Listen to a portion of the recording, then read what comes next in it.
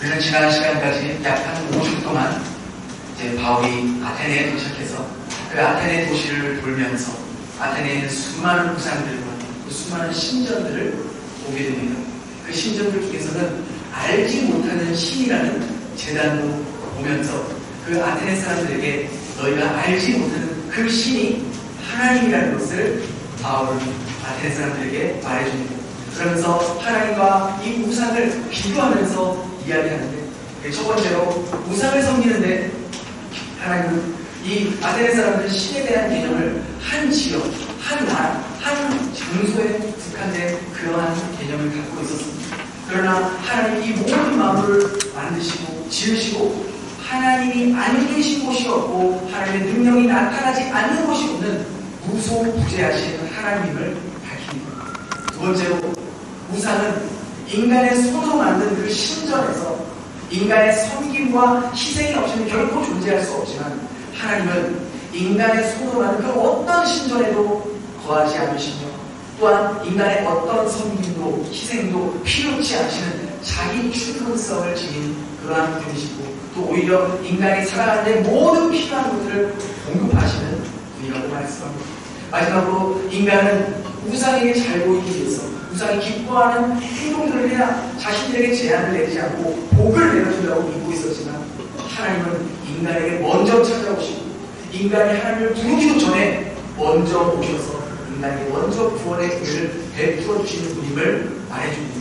이처럼 하나님과 우상을 철저히 비교하면서 바울은 결론적으로 지금까지 우상을 섬기며 살았던 그 무지했던 삶을 철저히 회개하고 인간을 구원하기 위해 이 땅에 오셔서 죽으시고 부활하신 그 예수 그리스도를 전하며 바울의 설교를 끝을 냈습니다.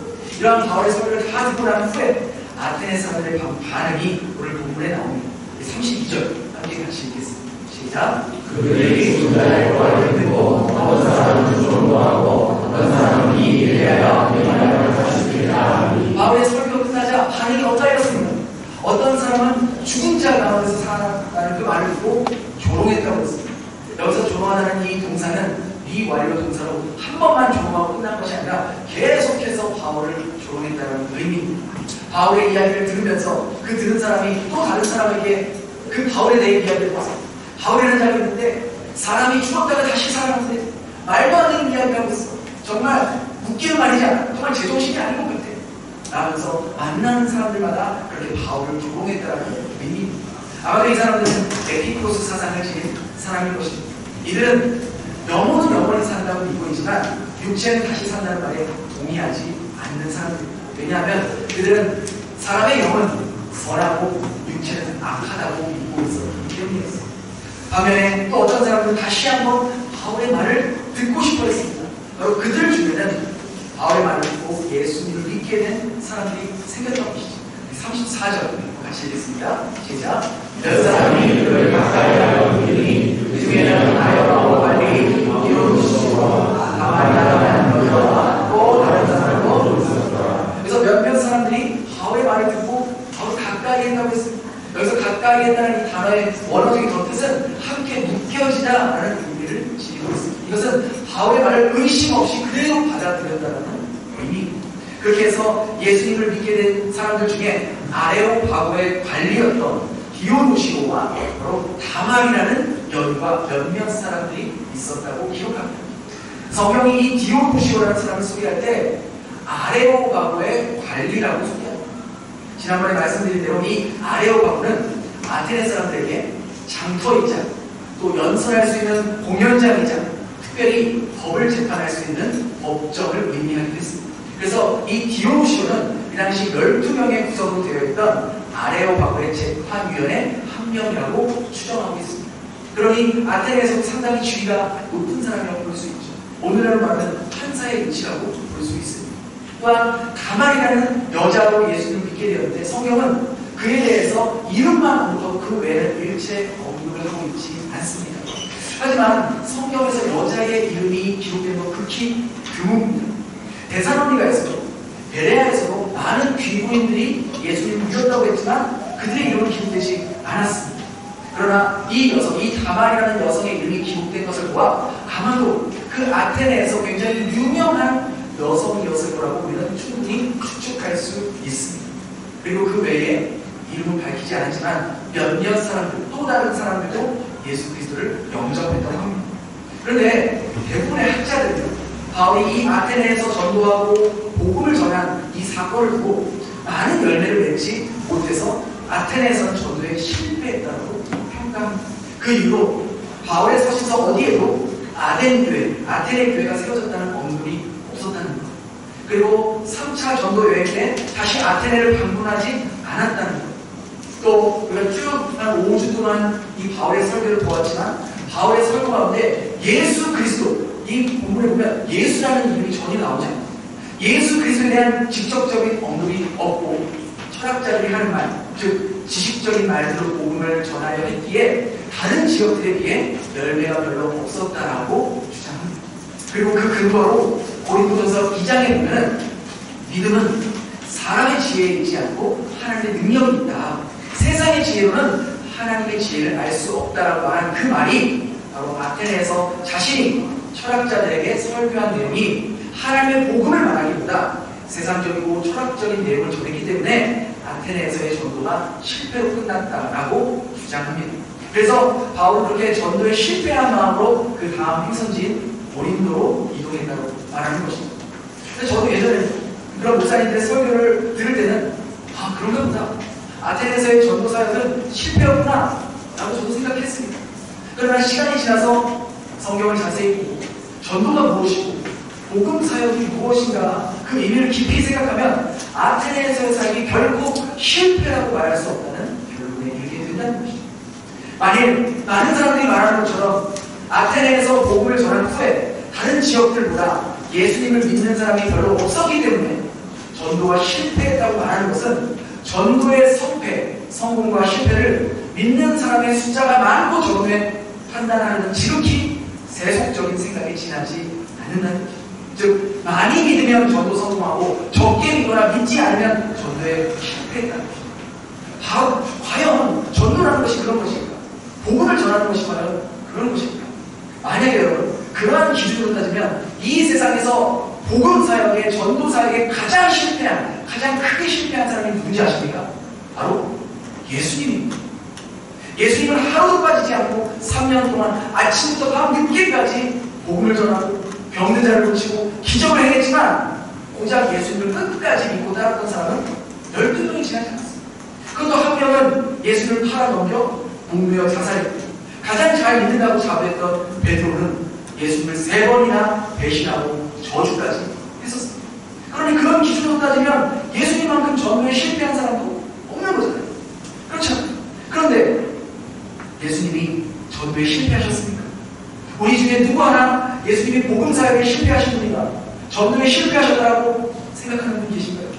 이 세상에 어느 누구도 그렇게 생각하는 사람은 없다는 것이죠. 왜 그럴까요?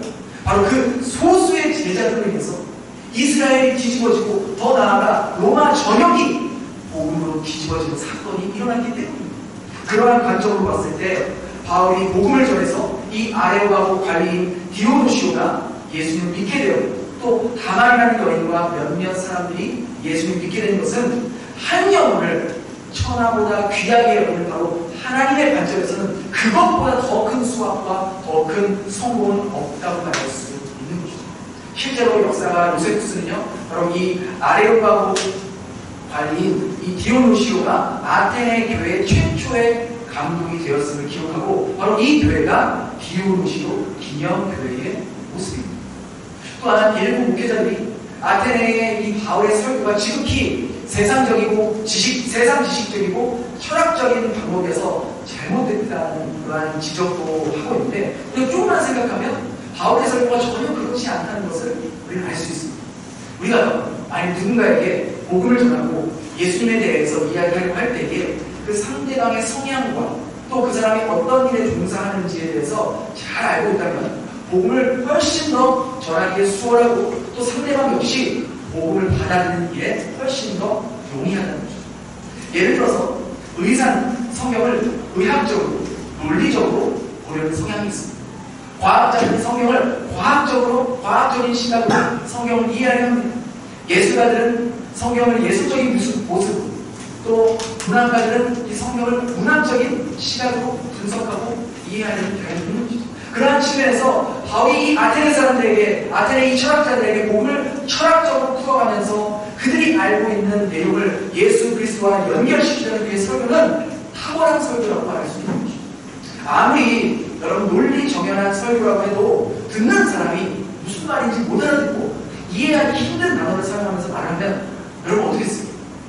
마음에 와닿지가 않죠. 무슨 말 하고 있는지 모르는 거예요. 세상에서도 여러분 강연 잘하고 말 잘하고 사람의 마음을 울렸다 웃겼다 들었다 놨다 하는 그런 사람들 있잖아요. 여러분 좀 자주 보시면 이 김창호 교수님 강연 좋아하시잖아요. 왜 사람들이 이분의 강연을 그렇게 좋아할까요? 이분의 이야기를 듣는 사람들은 그 듣는 사람과 하여금 공감을 갖게 하고 사람들이 살면서 저거 내 얘기인데 나도 그랬는데 나도 그런 마음이었는데 그러한 경험, 그런 한 번쯤은 겪어봤을 그런 이야기들을 나누면서 그 사람의 이야기가 저분의 이야기가 꼭 마치 나의 이야기라고 느껴지기 때문에 우리는 마음을 열고 이분의 강연을 듣는 것이죠. 여러분 예수님이야말로 바로 이런 공감 대화의 전문가셨어요. 예수님은 그 높고 높은 하나님, 하늘의 하나님이셨지만 천국 복음을 전해요. 천국에 대해서, 하늘나라에 대해서 말씀하실 때는 하늘의 언어로 말씀하시지 않으셨어요.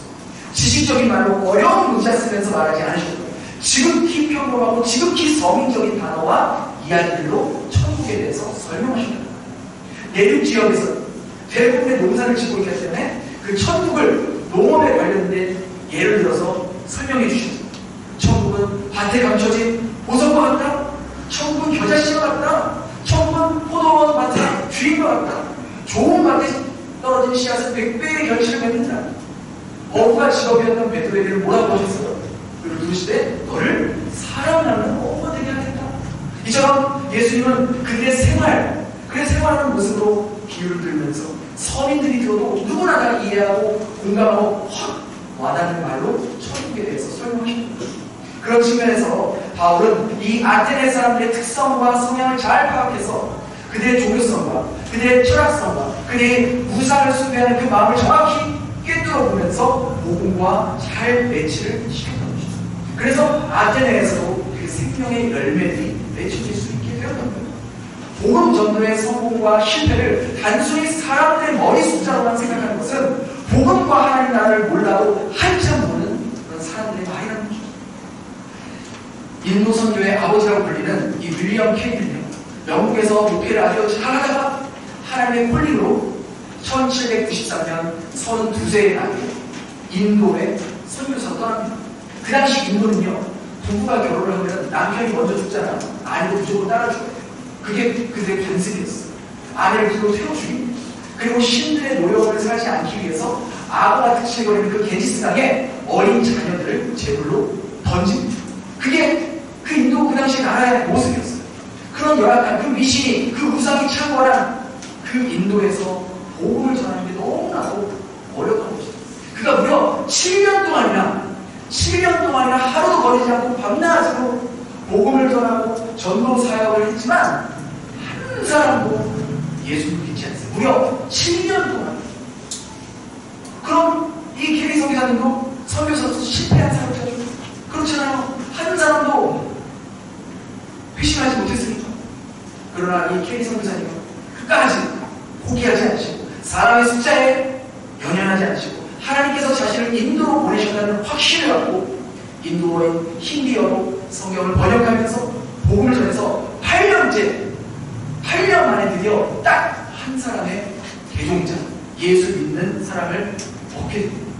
얼마나 귀하게 느껴지겠습니까? 그 이후로 하나님께서 이 케리 선교사님 사에게 엄청난 성령의 바람을 일으키셨는데 18년 동안 무려 600명의 인도 사람들이 예수님을 믿게 되고 이 선교사님께 침례를 받게 되고 또 힌디어와 버마어와 말레이어 등 무려 인도의 44개 부족의 언어로 성경을 번역하는 사역을 하셨던 것입니다. 그리고 1834년 그의 나이 73세의 향연으로 자신이 그토록 사랑하던 인도 땅에 묻혀 하나님 품으로 돌아가게 되었습니다.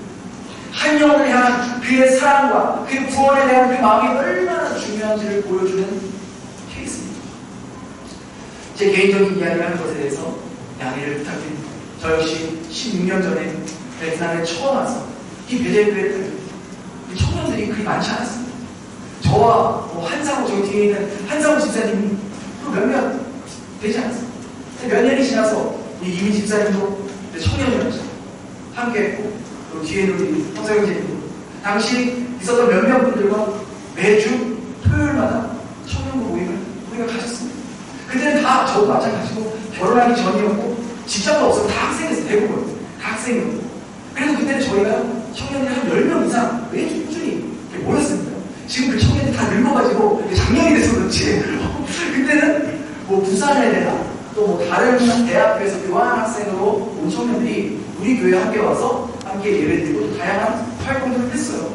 그래서 청년들끼리 마음을 맞춰서 처음으로 이렇게 찬양팀을 만들어서 매주 금요일마다 찬양 예배를 드렸어요. 제가 젊었을 때 제 20대 모습 보니까 굉장히 감회가 새롭더라고요. 내가 젊었을 때가 있었구나. 이렇게 찬양 예배를 열정적으로 드립니다. 그리고 저희가 방학 때가 되면 청년들끼리, 저희 어딘지 아세요? 캄보디아.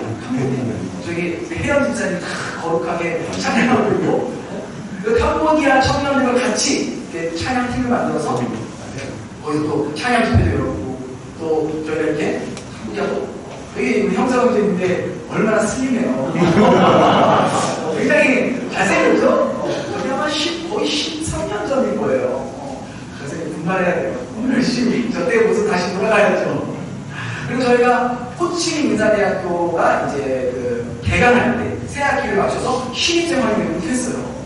아니 이렇게 저희들이 그 신입생들을 초청해서 호텔로 초청해서 호텔 그런 실을 빌려가지고 찬양도 하고 연극도 하고 맛있는 것도 같이 먹고 이렇게 수련을 펼쳤습니다. 이렇게 저기 이렇게 저기 왼쪽 끝이 하영이에요. 하영이가 이렇게 있고 저 뒤에 서영순 집사님 보시고 저 하영이 뒤에 그 자유상 분장하시는 분 뭔지 아세요? 저기 뒤에 우리 광희 집사님입니다. 저게 연극하려고 저렇게 했어요. 이렇게 열심히 영혼 구원을 위해서 자신의 몸을, 자신의 얼굴을 불사하고 던졌습니다. 그리고 다양한 모습으로 저희가 아마 거의 1년에 한두 번은 최소 한 번, 많으면 1년에 2번씩 청년 수련회도 가셨습니다. 저렇게 저런 모습들을 가졌습니다. 아마 이 사진이 저희 청년 수련회 마지막 사진이었을 거예요. 여기에 이제 우리 한상우 집사님과 이미 집사님 없잖아요. 결혼해서 제가 뺐거든요. 근데 이렇게 계속해서 활동들을 했습니다. 근데 지금 생각하면 그때 당시 청년들은요, 처음에 돈이 있어요. 다 무직이셨어요. 무직. 돈도 없었고 직업도 없었고 앞으로 미래가 어떻게 될지 모르는 그런 상황이었지만 저희들은 한 사람 한 사람 믿음 안에서 말씀을 따라 살려고 했던 것이죠. 물론 그 과정 가운데 저희들도 실수도 하고 하나님의 마음을 아프게 한 적도 있고 또 안타깝지만 함께 믿음 생활을 하다가 다시 세상으로 떠난 청년들도 있었습니다. 그러나 시간이 많이 흘러서 여기 있는 청년들이 이제는 세상의 직업을 갖고 결혼을 하고 아이를 낳고 주님께서 보내신 그 삶의 자리에서 주님의 자녀로 살아가고 있다는 거예요. 그뿐만 아니라 지금까지도 우리 함께 베델교회에 없어서는 안 될 중요한 역할들을 하면서 주님의 몸된 교회를 세워가고 있는 거죠. 늘 원하는 예배를 위해서 남들보다 눈과 손을 바꾸게 움직이는 우리 한상우 집사, 또 늘 우리에게 은혜로운 찬양을 들려주고 또 하나님의 메시지를 찬양 통해서 듣게 해주는 우리 이미 집사님과 우리 현규 집사님, 또 반주를 위해서 아무 말 없이 거의 15년 동안 묵묵히 반주해주는 우리 형석이 주고 또 드러나지 않지만 곳곳에 필요한 일들을 돕고 있고 두 아이의 부모가 되었지만 교회를 위해서 또 교회 아이들에게 예배를 드리게 하기 위해서 정말 신앙으로 최선을 다해서 키우려는 우리 가리상, 우리 광희 집사님, 보이지 않게 교회에 필요한 일들 자발적인 것들을 하는 우리 혜연 집사님과 또 우리 은기 형사님, 정말 무엇보다도 허물 많고 부족하고 정말 허점이 많지만 저 같은 사람이 목회자가 되었다는 것이 정말 기적 중에 기적이라고 말할 수 있는 것이죠. 그때 당시에는 어느 누구도 제가 목회자가 될 거라고는 상상도 하지 못했습니다. 청년 때는 저희들의 지금의 모습처럼 이렇게 변할 줄 몰랐어요. 그러나 하나님 한 사람 그 한 영혼, 그 삶 가운데 일하시고 역사하셔서 믿음이 자라게 하시고 주님의 몸된 교회를 함께 세워갈 수 있도록 저는 믿었어요. 주님께서 한 사람을 변화시키면 그 한 사람을 통해서 수많은 사람들이 변화될 수 있다는 것을 어떻게 그것을 확신할 수 있어요? 제가 바로 그것을 경험했기 때문에. 그래서 한 영혼 한 영혼에 집중하며 한 사람이라도 모이면 하나님 말씀 나누자. 그렇게 해서 우리 청년이 한 명이 모이든 두 명이 모이든 기도하고 말씀 나누고 교제하고 쭉 그렇게 모임을 운영하고 몇 년 전 이야기지만 제가 공항교회를 담당해서 12분에 살았을 때도 매주 토요일마다 투비행에서 그 청년 모임을 인도했는데 한 몇 주 정도 우리 현규 집사님과 태연 집사님과 둘만 모일 때가 있었거든요. 그때 아마 제가 저도 살았을 거예요. 근데 현규 집사님이 전사님 저희 둘밖에 없는데 뭐 다음에 애들 더 있을 때 모이시죠. 이렇게 아니 괜찮아. 한 명이든 두 명이든 모여야죠. 우리가 모여서 기도하고 말씀 듣고 나눠야죠. 그래서 모였어요. 제가 그 12분에서 후미움까지 왕복 그 차를 타면서 2시간 동안 가면서 어떤 생각을 했을까요? 사람도 안 보는데 제가 여기까지 가야 되나? 그러면서 갔을까요? 아니, 하나님 이 두 사람과 함께 말씀 나누게 해주셔서 감사합니다. 내가 뭐라고, 저 같은 자가 뭐라고 정말 이렇게 말씀을 나눌 수 있는 은혜를 주십니다. 주님 말씀 듣고 변화된다면 이 일은 실로 가치 있고 의미 있는 일, 그런 귀한 일에 저같이 부족한 자를 사용해 주셔서 너무나 감사합니다. 그런 마음으로 모임을 이끌어갔습니다. 여러분, 주님은 많은 사람이 모이는 것에 관심을 갖기보다 한 사람의 진정한 회심, 한 사람의 주님을 향한 그 사랑의 마음, 거기에 더 많은 관심을 갖고 계시다. 그러하기에 여러분, 소그룹 인도하시는 부역장님들, 남성교회 회장님, 또 교육부 아이들과 예배드리는 선생님들, 사람이 많고 적게 신경 쓰지 마세요. 한 사람이라도 모이면 그 한 사람 붙잡고 주님 말씀 나누면 되는 거예요. 사람이 많이 모인다고 은혜로운 모임이 되고 적게 모인다고 우리가 적지 않습니다. 오히려 그 반대인 경우가 훨씬 더 많아요. 하나님이 보내주신 한 영혼이라도 있다면 그 한 사람과 예수님 말씀 나누면 되는 거예요. 그럼 그 한 사람의 마음 가운데 주님이 역사하시는 거예요. 예수님은 언제나 다수의 인원보다 소수의 인원에 더 많은 시간과 에너지를 쏟으셨고 한 영혼을 구원하기 위해서는 때로는 산을 넘으시고 바다를 건너시고 때로는 돼지 2,000마리를 그냥 몰살시키고 때로는 사마리아의 그 한 여인을 만나기 위해서 그 당시 유대인들이 아무도 가지 않았던 그 사마리아를 통과했고 사람들에게 오래 살 수 있으면서 충분한 그 세리장 삭개오를 만나러 가셨다는 거예요. 예수님은 하셨어요. 한 영혼의 그 가치를, 그 사람은 지금은 별볼일 없어 보이고 아무런 가치가 없는 인생 같아도 예수님을 만나기만 하면, 예수님께서 그의 인생을 터치해 주시기만 하면 그의 인생이 뒤집어진다는 거, 그의 인생이 변화된다는 거, 변화될 수밖에 없다는 것을 예수님 아십니다. 바울과 같이, 베드로와 같이, 윌리엄 캐리와 같이 예수님을 위해 자신의 전 인생을 드릴 수 있는 삶으로 변화된다는 것을 우리 주님은 아십니다. 그래서 여러분, 전도에는 실패가 없는 거예요. 전도는 내가 하는 것이 아니라 바로 성령 하나님이 하신 것이, 우리의 역할은 뭐예요? 몸에 힘을 뿌리는 역할만 하면 되는 거예요. 우리 고린도전서 2장 6절 같이 읽어볼까요? 시작. 나는 이치 없고 아볼로는 물을 주었으되 오직 하나님께서 자라게 하셨나니. 누가 자라게 하신대요? 하나님만이 자라게 하실 수 있어요. 하나님만이 열매를 맺게 할 수 있다는 거예요. 우리는 계속해서 몸에 힘을 뿌리고 가꾸고 보살피는 역할을 할 때 하나님께서 그 영혼의 믿음을 자라게 하시고 그 영혼이 영생할 수 있게 하시고 그 영혼이 구원에 이르게 하시는 분이 하나님이라는 거예요. 그 증거가 뭐예요? 여러분, 우리 자신을 보세요. 우리의 모습이 하나님께서 자라게 하신다는 그 증명이 좀 증거 아니겠어요? 우리가 열심히 하나님을 믿어서 우리 믿음이 자란 거예요? 아니에요. 우리가 얼마나 우리 마음 가운데 평소에도 늘 세상적인 마음, 하나님 말씀대로 안 사는 그런 모습이 더 가득하잖아요. 우리가 열심히 성경을 읽어서 우리의 믿음이 자랐어요? 아니잖아요. 우리 하루에도 성경 한 장도 안 읽고 그냥 바쁘게 지내는 데 얼마나 많습니까?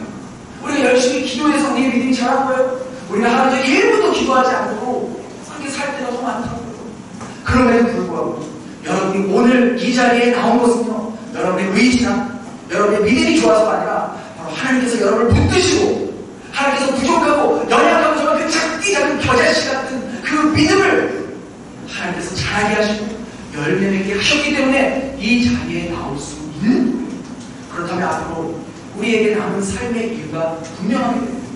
하나님이 여러분에게 허락하신 직장의 삶, 일터는요, 단순히 돈을 벌려고 그 자리를 허락하신 것이 아니라 바로 하늘과 땅을 이어주는 복음의 통로의 역할을 하고 복음의 그 파이프에 소명을 다하라고 여러분에게 그 일자리에 자리를 허락하신 거예요. 여러분에게 가정을 허락하신 이유도 하나님의 말씀이 바로 여러분의 삶을 통해서 여러분 가정이 이루어지고 그 일을 통해서 여러분의 가족 구성원들이 하나님의 살아계심을 믿고 하나님께 나아오고 하나님께 예배드리며 하나님만 의지하는 가정이 되게 하라고 여러분에게 가정을 허락하신 거예요. 이 사실을 깨닫고 살아가는 사람만이 단 한 사람을 위해서라도 생명과 영혼 구원의 통로로 살아가기 위해 자신의 삶을 던질 수 있는 거예요. 자기의 것을 아까워하지 않는 거예요.